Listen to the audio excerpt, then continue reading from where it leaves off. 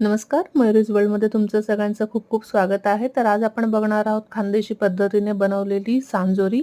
तर हिची सांजोरी ना यासाठी मी इथे 3 कप रवा घेतलाय. जो आपण रेग्युलर उपमासाठी वापरतो तो रवा घेतलाय मी इथे आणि त्यात 1 चमचा साजूक तूप टाकायचंय आणि त्याला छान मस्त खमंग भाजून घ्यायचंय. छान सुगंध येईस्तोवर भाजायचंय आणि त्याला थंड करायला ठेवून द्यायचंय. आता आपण घेणार आहोत गूळ. तर इथे गुळाला छान कापून घ्यायचंय. तर इथे 2 वाट्या मी गूळ घेतलेला आहे आणि 1 वाटी पाणी घेतलंय. आता आपल्याला गुळाला फक्त आणि फक्त मेल्ट करायचं आहे, त्याचा पाक नाही करायचा आहे. तर आपण याला मंद आचेवर करून घेऊया आणि त्याला छान मेल्ट होऊ द्यायचं आहे. पाक झाला तर आपल्याला जी रेसिपी हवी आहे ती नक्की फेल होईल, म्हणून पाक नाही करायचा आहे त्याचा. कारण ते सोक नाही करणार ना रवा, त्यामुळे नॉर्मल ठेवायचं आहे. आणि आता नंतर आपण थोडं-थोडं करत बॅचेसमध्ये हे जे पाणी आहे ना, हे यात ॲड करून देऊ. हे एवढं लक्षात असू द्या, की रवा आणि हे जे गुळाचं पाणी हे कंप्लीटली थंड झालेलं हवं.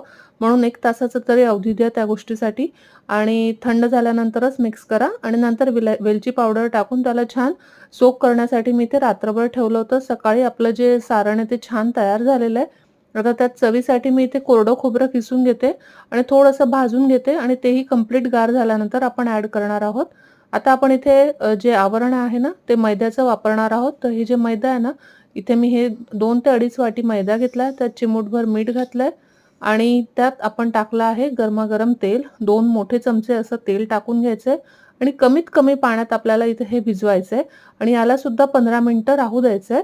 आता आपलं जे सारण आहे त्यात आपण हे जे खोबरं होतं ना भाजलेलं ते टाकून घेतलंय आणि नंतर त्याचे छोटे-छोटे असे एक समान आकाराचे गोळे बनवून घ्यायचे आणि असं एकावर एक अशी पोळी लाटून आतमध्ये सारण भरून अशा प्रकारे कट करून जसं मी दाखवलं त्याप्रमाणे तुम्ही सांजोरी इथे बनवून घेऊ शकता आणि साईडला आपण तेल तापत ठेवायचंय. मीडियम हॉट ऑइलमध्ये हे जे तेल ठेवलेलं असतं ना, त्यात आपण हे करून घ्यायचे, तळून घ्यायचे सांजोरी. मस्त रंग आलाय आपल्या सांजोरीला. तर ही रेसिपी लगेच बनवायला घ्या आणि मला कमेंटद्वारे नक्की कळवा आणि व्हिडिओला लाईक करायला विसरू नका. लवकरच भेटूया पुढच्या व्हिडिओमध्ये. Till then take care. Bye bye.